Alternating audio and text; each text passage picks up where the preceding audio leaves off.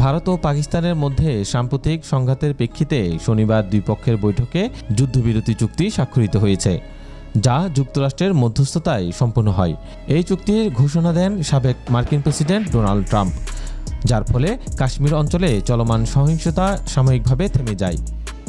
তবে চুক্তির কয়েক ঘন্টার মধ্যে উভয় পক্ষ একে অপরের বিরুদ্ধে যুদ্ধবিরতি লঙ্ঘনের অভিযোগ তোলে।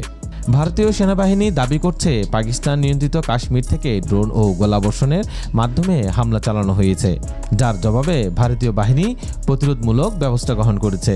অন্যদিকে পাকিস্তান এই অভিযোগ অস্বীকার করে এবং শান্তি বজায় রাখার আহ্বান জানায়।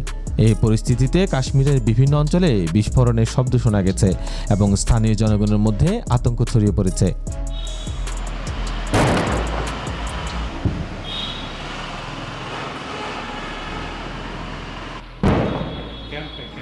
এই সংঘাতের সূত্রপাত হয় 22 এপ্রিল পহেলগ্রামে একটি সন্ত্রাসী হামলার পর, যেখানে 26 জন হিন্দু পর্যটক নিহত হন। ভারত এই হামলার জন্য পাকিস্তান ভিত্তিক জঙ্গি সংগঠনগুলিকে দায়ী করে এবং প্রতিশোধমূলক হামলা চালায়। এই উত্তেজনার মধ্যে ভারত পাকিস্তানের 9টি স্থানে বিমান হামলা চালায়, যার মধ্যে পাকিস্তানের মূল ভূখণ্ডের জনবহুল এলাকাও অন্তর্ভুক্ত। যুদ্ধবিরতি চুক্তির পর আন্তর্জাতিক সম্প্রদায়, বিশেষ করে জাতিসংঘ, ইউরোপীয় ইউনিয়ন এবং বাংলাদেশ এই উদ্যোগকে স্বাগত জানায় এবং উভয় পক্ষকে শান্তি বজায় রাখার আহ্বান জানায়। তবে যুদ্ধবিরতির দ্রুত ভঙ্গ এবং পারমাণবিক অস্ত্রধারী দুই দেশের মধ্যে উত্তেজনা বৃদ্ধির কারণে আন্তর্জাতিক মহলে উদ্বেগ বাড়ছে।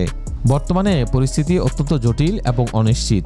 যুদ্ধবিরতির ভবিষ্যৎ নির্ভর করছে উভয় দেশের রাজনৈতিক সদিচ্ছা এবং আন্তর্জাতিক সম্প্রদায়ের কূটনৈতিক প্রচেষ্টার উপর।